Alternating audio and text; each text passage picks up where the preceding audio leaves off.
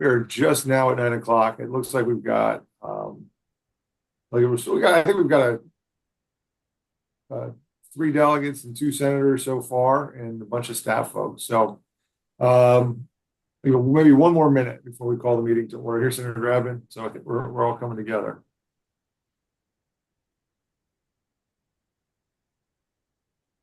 (9:01). All right. Well, good morning, everyone. I am Delegate Marcus Simon. I don't know what I did to upset him, but Delegate Sickles has insisted that I chair this subcommittee, so I'm happy to take that mantle on. And I'd like to call this meeting of the JLARC Studies Subcommittee to order this Monday, September 16th. The agenda is up on the screen now. As you all can see, we're going to get about a 15-minute presentation from JLARC staff on some potential study topics, and then we have the rest of the time to discuss amongst ourselves what we think would be some appropriate topics for JLARC to take on as studies. We have a capacity. I think Mr. Greer will get into this a little more detail as we go on, but we have some capacity to have the staff study a few more topics than we are mandated to do legislatively this session. We took a rather light touch to grading and mandating studies, which is good, and that leaves this group as the subcommittee that will be in charge of recommending to the full JLARC an agenda for the year of studies. And so I think our goal today is to hear from the staff about some potential topics, to discuss some things, and then if there's going to be a motion at all today, it would probably be to direct the staff to sort of flesh out the recommendations that the subcommittee comes up with during the discussion. And then we'll probably need another meeting of the subcommittee to sort of finalize a recommendation for the full committee. So that's how I sort of see things going. I doubt we'll make any final decisions today. Again, the decision will be to direct the staff to help us, do a more complete recommendation for JLARC, and then we'll probably have one more meeting, a short meeting of this subcommittee to finalize that. So with that, Mr. Greer, I am happy to turn the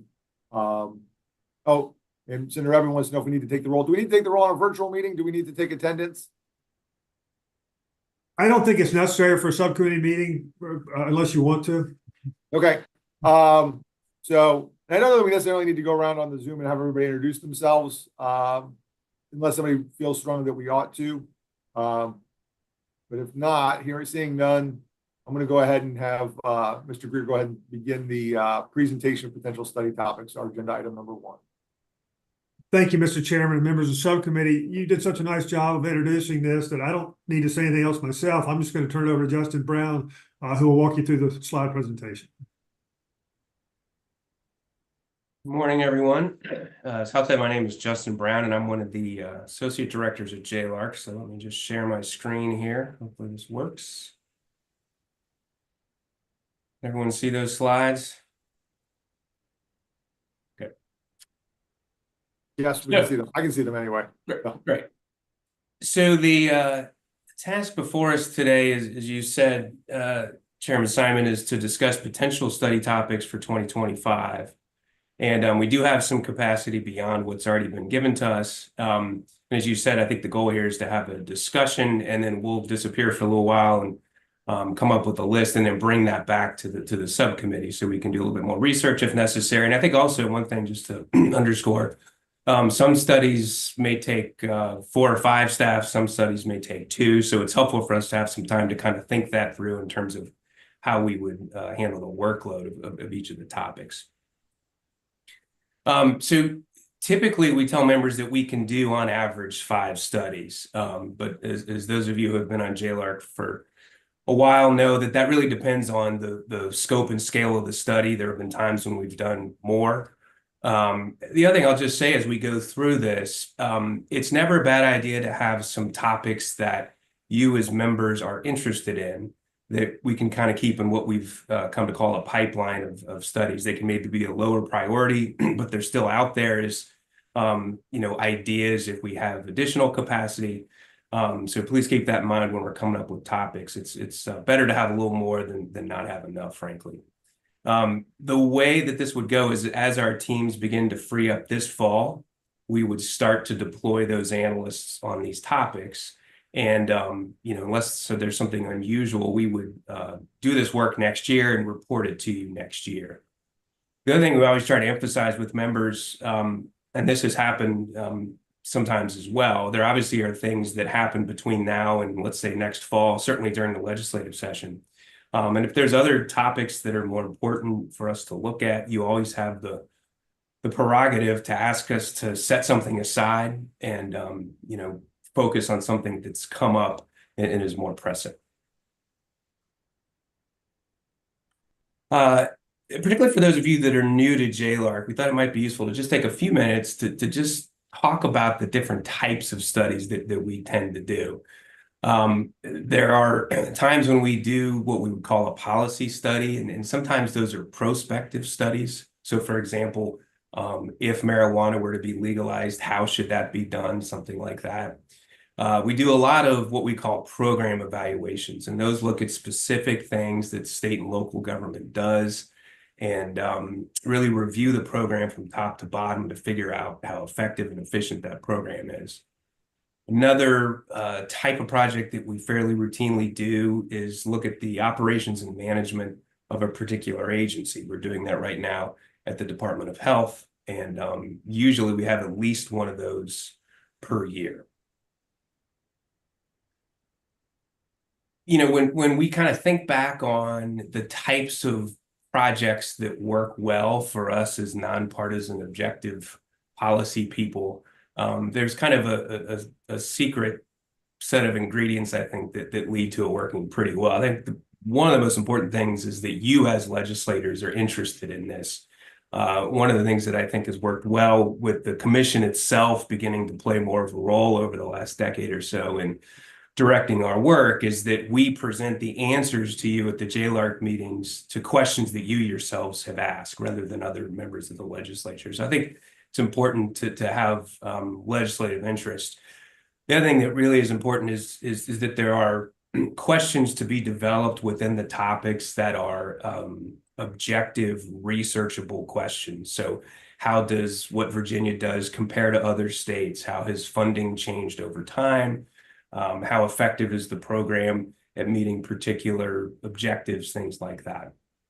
I think also there's just topics that have the potential to kind of improve the way things work, improve your thinking about policies, and sometimes those topics come up and we're happy to do those as well, but particularly if they meet the other two criteria that I talked about.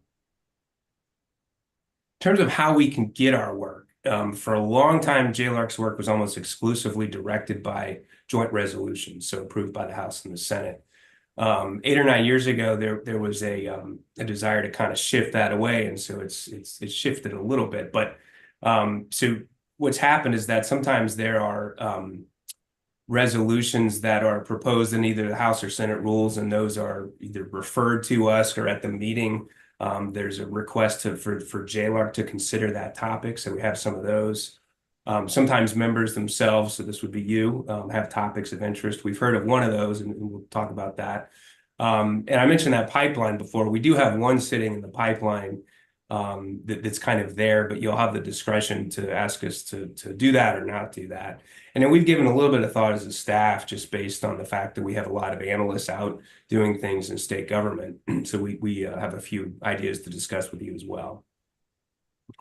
So there's one that is a joint resolution, and so that has been agreed to by both the House and the Senate.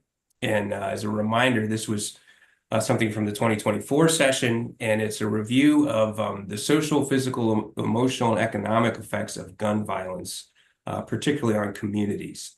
And there's some whereases in the resolution that talk about the different negative societal and economic and physical and social impacts of gun violence, particularly in a local community.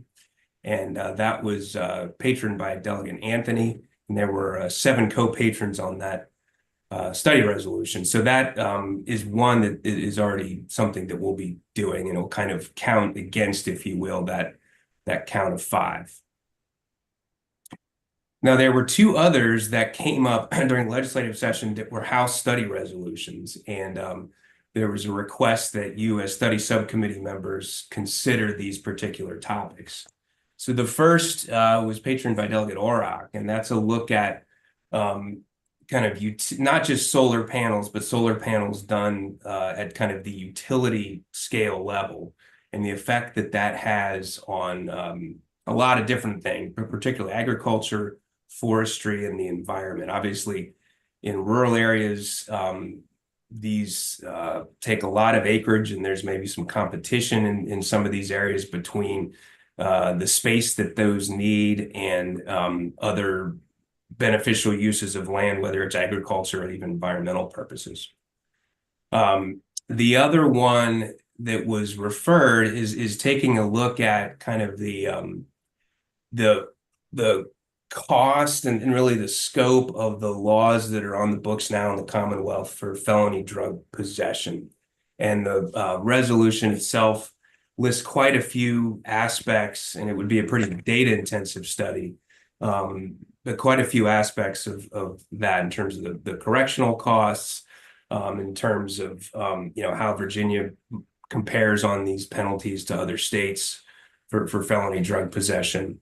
So I'll pause for a minute and just see if you as the subcommittee have thoughts one way or the other about those two topics. If I could just interject for a second. So to be clear with everybody, so we've got three sort of resolutions. One resolution passed the House and Senate, and so that's a mandate for JLARC to study that one. So that is part of the agenda for 2025 and will be studied. These two, I think the motion we see Delegate Sickles do this a lot in Rules Committee is to table the resolution with a recommendation that we ask JLARC to look at. So we have some discretion on these two, the solar panel and agriculture impact, and then the felony drug possession stuff. So we don't have to take those up, but we could, and there's already sort of a framework laid out. If we say, well, yes, we're going to take them up, we have a pretty good idea of what it is that's being asked to study, although we can also tweak that around if we want to. So with that, anybody want to go ahead and click their raise hand button or jump in? Happy to hear from the members of the subcommittee. Senator Evan. Yeah, at the appropriate time, Mr. Chairman, I had another idea for something that JLARC might want to update or study, but I don't know if that comes later on the agenda. I think what they're looking for maybe is just some feedback on these two right now. Okay. And then we'll open it up to a broader conversation. Delegate Sickles.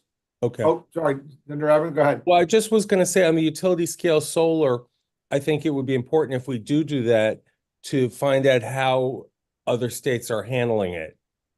But I mean, I think that could be worthy, not just the impact, but how to make it work, if that is one of the items we study. Gotcha. All right, Senator Delegate Sickles.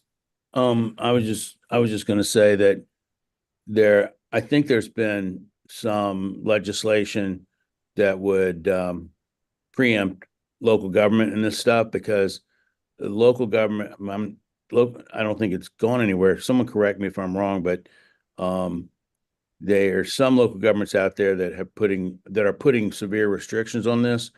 Whether that's a good thing or a bad thing, I don't have an opinion on, but I see several other hands are up here. So I know that's a hot topic, and I want to hear what Senator McDougal says, representing a large rural area. All right, but yeah, your suggestion is that we look at that issue, we maybe also tackle the issue of local preemption as part of that. Yeah, I mean, it would be proper role of the state government in this dispute, because yep. I know there have been. Why doesn't the state stop this type of views expressed? Got it. All right, Senator Locke. I guess I'm interested in knowing, are there other resolutions or studies that we need to discuss in addition to these? Yeah, I think that these are the three that are sort of have some sort of legislative record to start with. And maybe after we hear from Senator McDougal, what we'll do is just sort of put these to the side for a minute, and then we'll come back to them after we have the broader discussion. Because it's sort of hard to decide what to do with these, I think, until we've heard all the other ideas and figure out where these might fit in as far as a priority. I think I'd like to hear the others first. I gotcha. Senator McDougal on these, and then we'll go back to the presentation. On this in particular, the other part that I think we discussed less is transmission lines, because particularly in the rural solar, you often have to construct transmission lines, which are outside of the scope of what we talk about traditionally. And if we are going to talk about, as Delegate Sickles discussed, the ability of localities to have control or not control, we ought to discuss what's the largest amount of land that a jurisdiction should be required to place into solar, as a percentage of the solar in the state. So I think that there are a lot of different nuances to that topic if we move in that direction. I think there may be some other bodies that are looking at this issue. I know that specifically some of the environmental, some of the energy committees and commissions we have too. So probably would be good to know from the staff, if you guys know, what other legislative bodies or legislative commissions might be looking at some of the same issues. So if you guys could help us with that. Is that the kind of feedback you guys were looking for? Or do you want, and I think what I'm hearing though from the subcommittee is before we decide anything about these two, that we see the rest of the presentation and then have our discussion, and we'll just sort of see where these fit into the larger recommendation. That all makes sense, and we one of the things that's nice about having two meetings is we can certainly look into other groups that are looking into solar panels and get back to you with information about that. And yeah, just so we can round out, you'll have a perspective of the totality of what's on the table here. I'll keep going. Right. Now this one's a little bit. I'm sorry, Justin, just a quick question. I'm sorry, Sam. No, it's okay. Maybe as you're finishing or rolling through this, can you also remind us what is expected to come out of JLARC between now and the end of the year? So that way we can think about anything that needs to be thought through sequentially. Absolutely. That's a very important point. Yeah, we've got a lot going on this year. We're at the October meeting going to have two large higher education studies coming out, one looking at the viability of all the institutions given the changing landscape in higher education, one looking at spending and efficiency.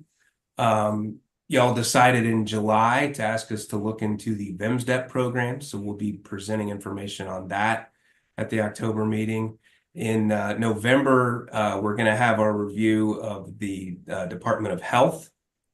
And in December, we're going to have a review of broadband and a review of data center policy in the state, economic impact, environmental impact. We've got some smaller ongoing reports that we do as well. I don't know if Kimberly or Hal, you wanted to mention any that I'm missing, but I think those are the major policy areas that we'll be presenting on between now and the end of the year. So there is a resolution, but it's a different type of resolution. It was one approved by the prior commission, and it was that concept of the pipeline. And the idea here was, and it was kind of coming out of the pandemic, frankly, with a lot of the challenges that hit state government in terms of, how nimble could it be? Did it have the HR flexibilities to kind of staff up and staff down when necessary? So there's a resolution that's been drafted, but it's broad, and we could focus on certain subsets of this to the extent you're interested. But it looked at kind of, is government doing a good job writ large in terms of improving processes using information technology, the notion of the facility needs, kind of the footprint in the context of modern work patterns and telecommuting, looking at some of the flexibilities that are either on the books and not being used, or some that may need to be added for personnel and procurement. And I do think there's been a lot of lessons learned about how to operate effectively and efficiently coming out of the pandemic, but also in the private sector and other state governments. So that's one that's there for your reference if you're interested in that. So I believe Senator Eben was asking about member topics of interest. So after I mention this, it would probably be a good time to talk about other ideas. Delegate Carr was interested in something related to the correctional programs that are focused on helping inmates who are ready to be released kind of reintegrate into society better. And so there's a lot of things within corrections, but there's also some partnerships that are important outside of corrections. There's been some interest in this topic over the years. We haven't looked at it specifically in a long time. And this is something that if there's interest in this, I think we could give some thought to specifically what's in scope, what's out of scope in terms of what happens in corrections versus some of the things that might need to happen in other parts of state government. But that was an idea that Delegate Carr had. But obviously like to pause and hear thoughts from other members about other ideas. Yeah, you're right. There's a lot of people working in this area. The governor vetoed a bill of mine to help them get SNAP benefits when they're released from prison, and maybe he'll reconsider that. But there are 24 states now. I think 11 have it, that have a Medicaid waiver, so that their Medicaid status goes from being revoked while they're incarcerated to just suspended. And in 2026, the CMS is going to force states to only suspend Medicaid when somebody goes to, I guess, jail or prison. And so that's coming up anyway. But I'm putting in language this year to start out on the waiver that's needed to do that on Medicaid.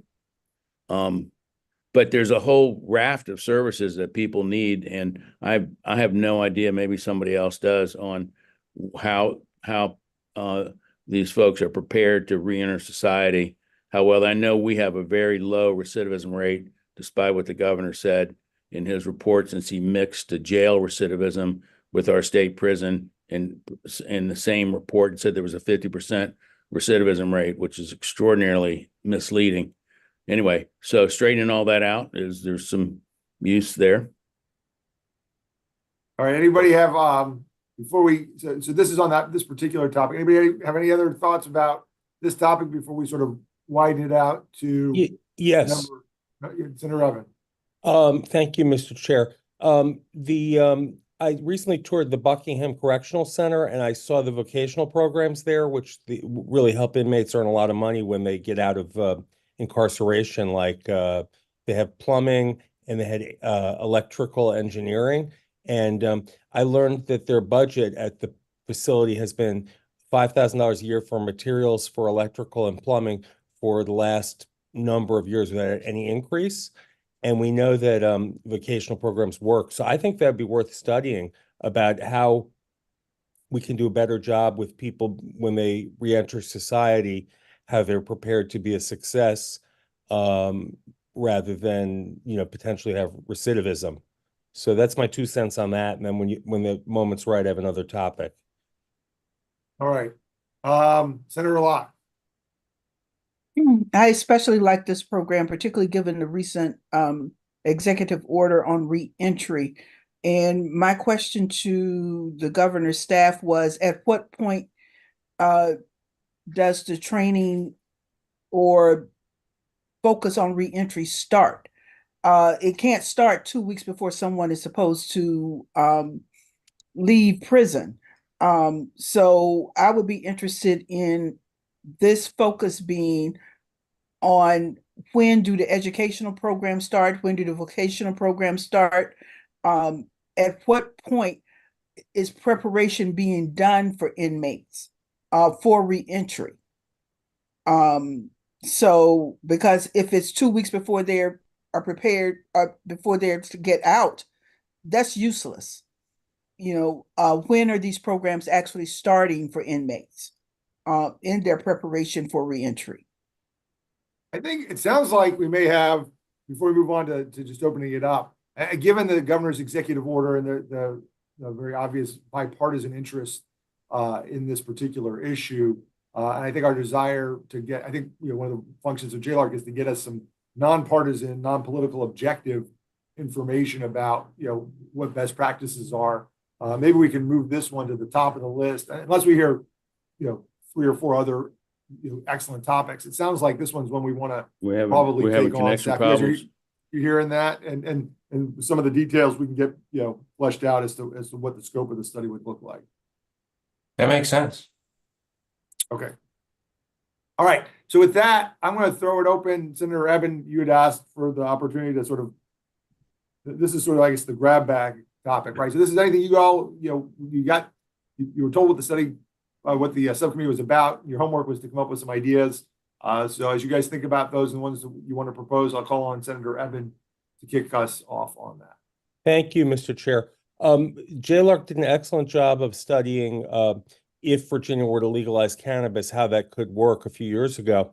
And the one thing I think we really need an update on is the medical cannabis program. Is the existing regime meeting demand, and what, if any, would be the best way to expand the licenses available? Because there are licenses by health district with a limited number of locations, but we should find out, regardless of where you live in the state, if you have access to medical cannabis and if there needs to be more licenses. I think that Virginia probably has a relatively small number of medical cannabis licenses for our population. And we don't want to do anything to put the existing operators out of business by having too many licenses, but I suspect that we're not meeting demand and would like some guidance on how, if we were to expand that, would be the best way to do that for medical. Got it. That makes sense. You guys understand that request? Yeah. Okay. Anybody else have some ideas or some thoughts about things, the topics that they wanted to, it looks like to guide our discussion, are there agencies you want to have looked at? Are there programs you want to evaluate the effectiveness of, policies that you think we need more information about, or anything else? Senator McPike's hand is up.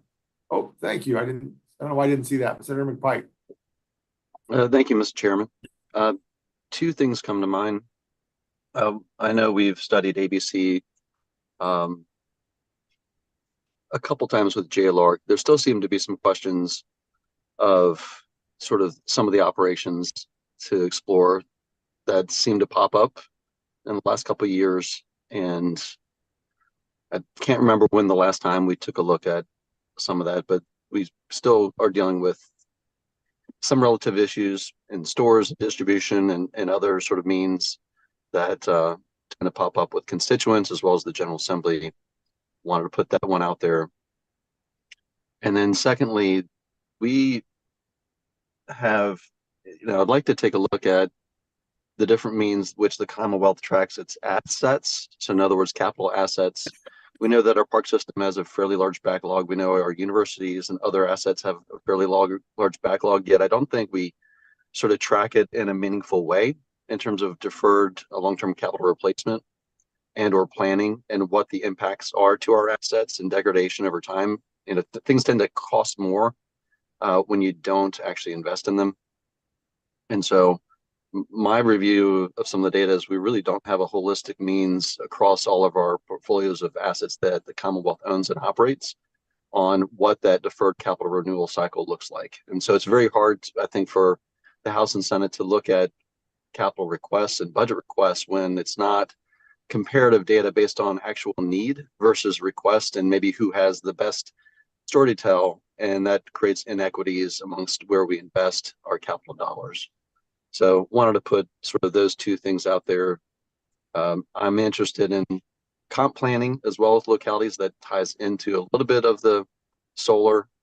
So I'm interested in how you sort of take a look at some of the topics and around local government approvals and comp plan planning. It's a bigger topic to wrestle with at some maybe a later point. I'm not sure, but I want to put those on the table. Got it. Anybody have any questions? Staff, you guys have any questions for Senator McPike to understand what he is looking for?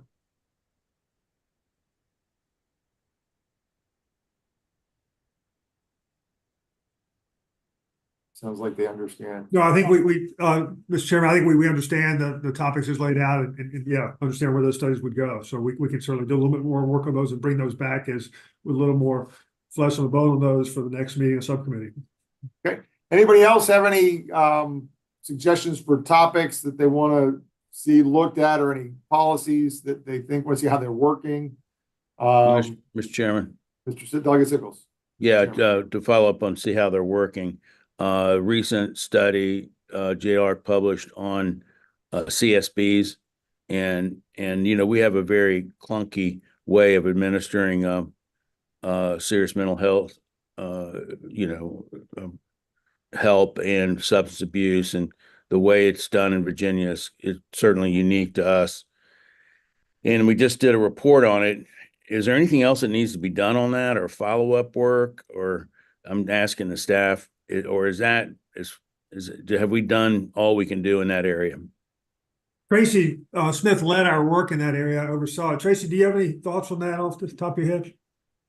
Thanks, Hal. Mr. Chairman, I think, when I think about the recommendations that we issued from that study, I would say a fair number of them have certainly been implemented. But I think we can do some work between now and the next meeting of the subcommittee and come back to you with suggestions for things that maybe we didn't, maybe things that have in particular have come up since we did that study a few years ago.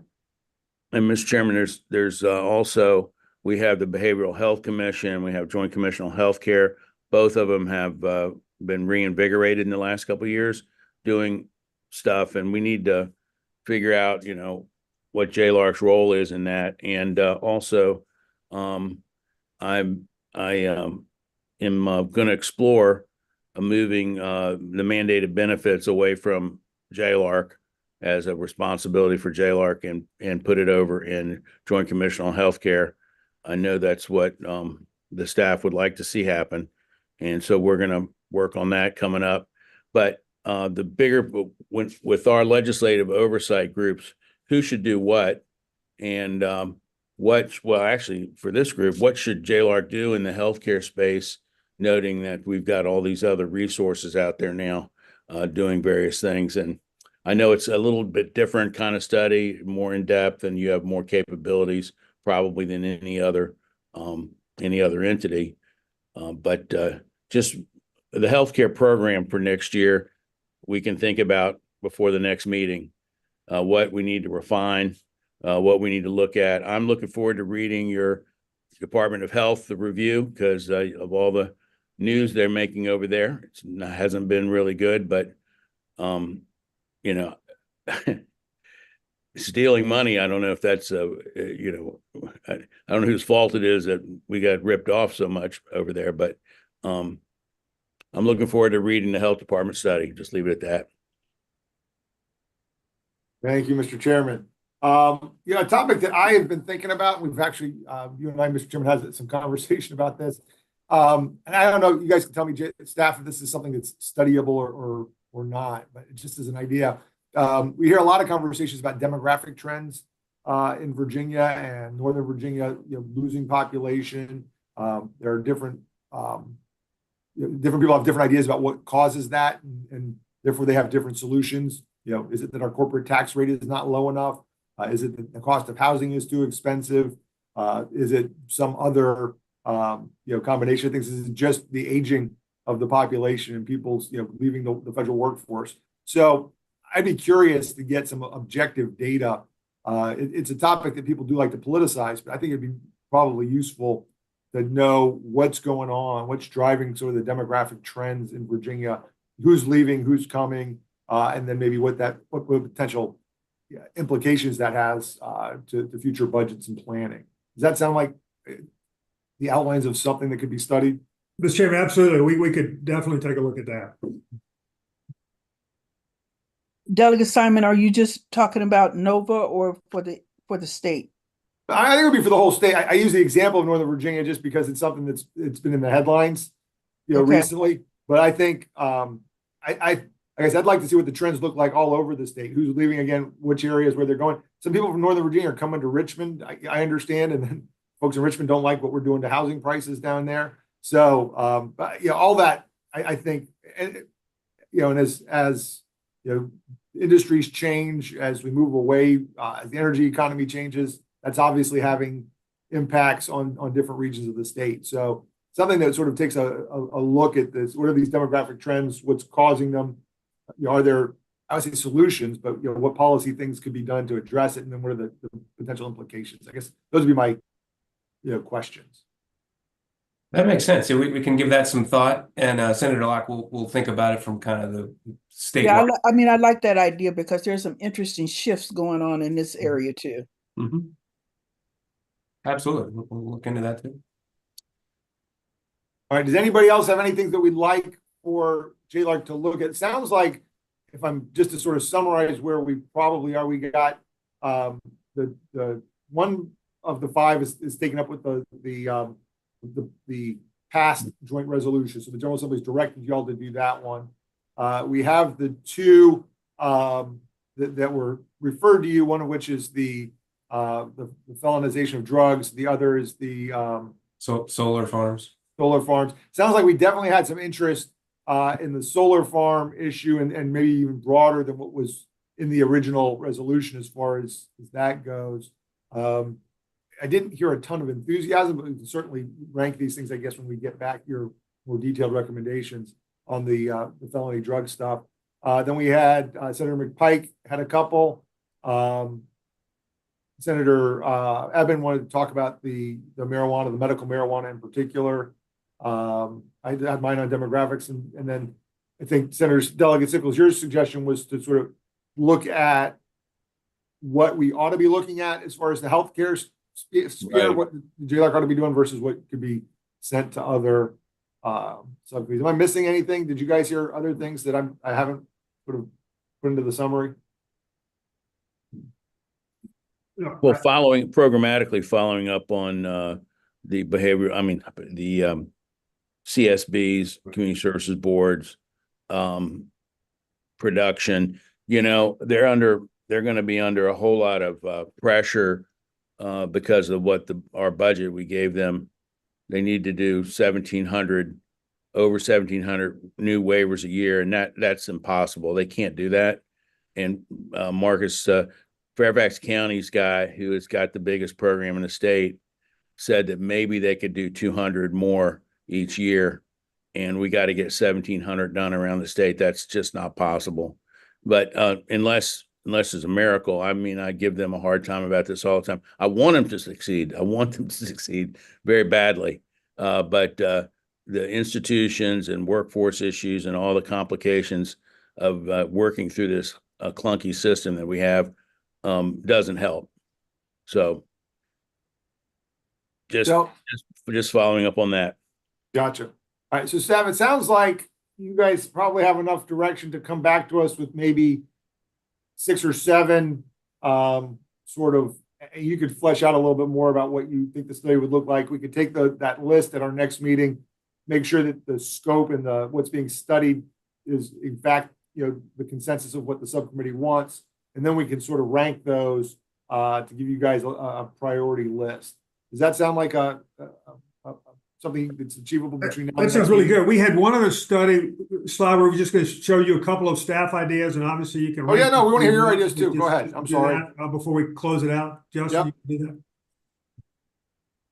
So these were, as Hal said, just some thoughts that we had, just the folks who kind of are out in state government a bunch. So, we're reviewing the health department's operations and management, but obviously that department is a big department and has a lot of other kind of programmatic responsibilities, particularly related to inspection and regulation. So one idea we had that we could flesh out more if you're interested in it is to pick some of the larger kind of inspection and regulatory things that the health department does, for example, restaurant inspections, and come back to you with some thoughts about that. The other was, it's kind of an offshoot of the 4-year higher education institution viability report that we'll be giving you soon. The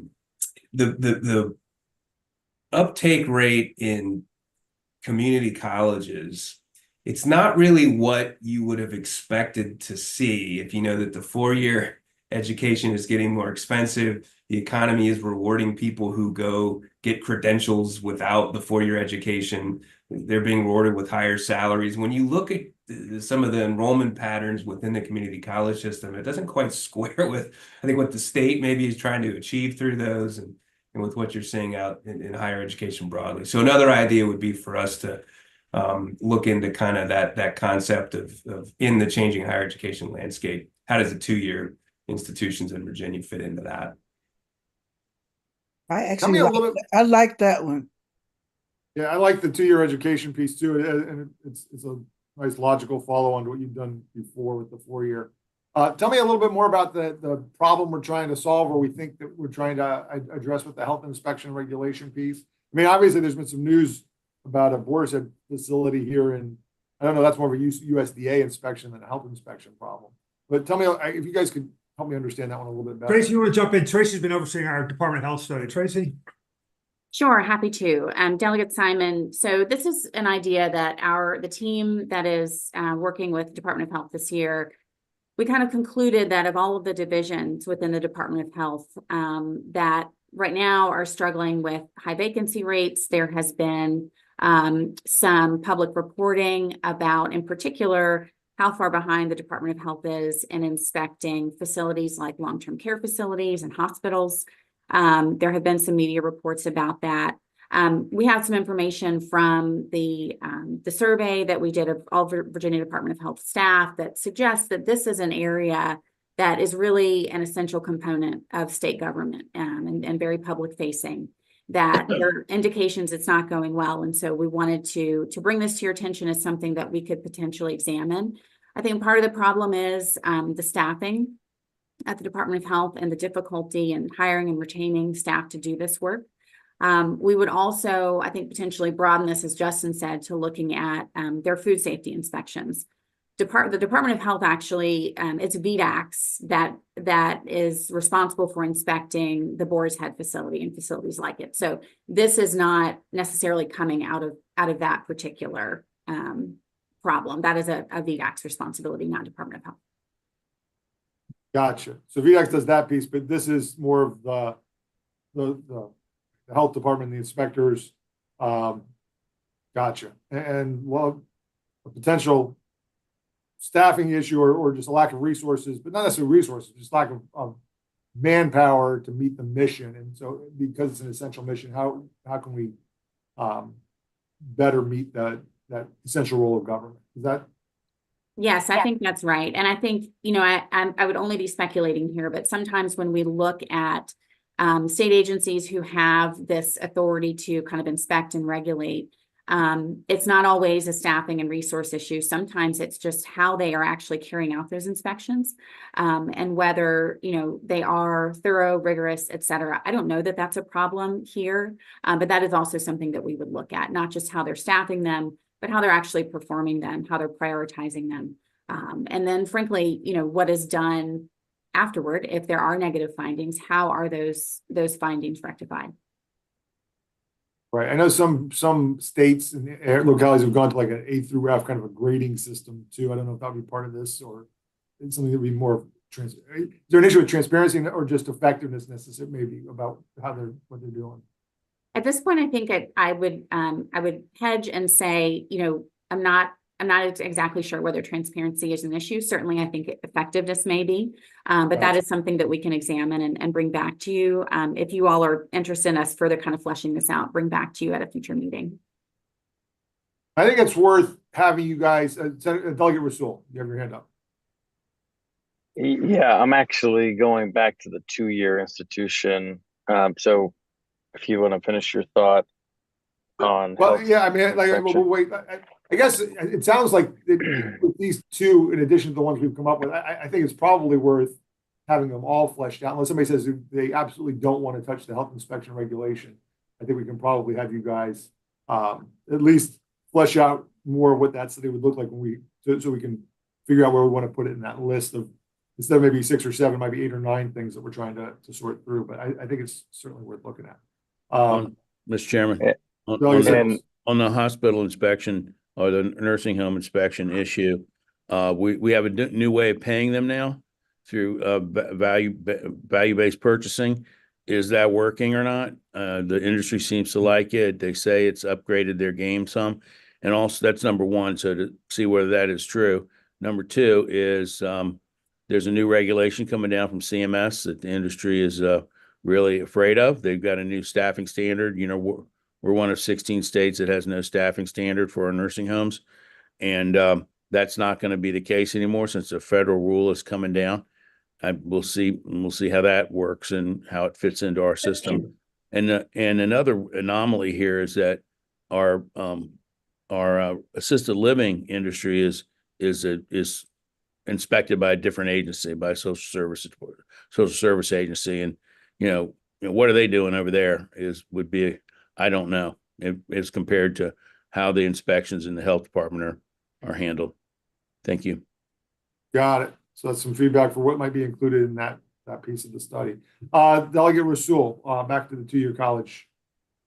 Yeah, so thank you for bringing that to our attention, Justin. I know Senator Locke had some interest here as well. A number of us would like it to figure out how to streamline the idea of any high school student that would like to graduate with an associate's degree would have that opportunity. The fundamental problem that we have is each of our community colleges, have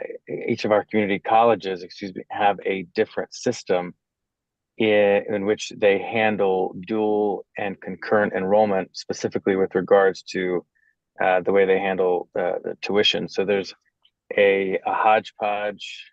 And so if you could keep that in mind as you're thinking through, if we go down this path, how can we streamline that here in Virginia? Makes sense. We can do that. And we've looked into that topic over the last couple of years, but I don't know, Tracy, if there's anything you want to, but we can think about that. I just wanted to jump in and Delegate Rasul, we did actually a pretty comprehensive review of dual enrollment. We looked at it twice, most recently a couple of years ago.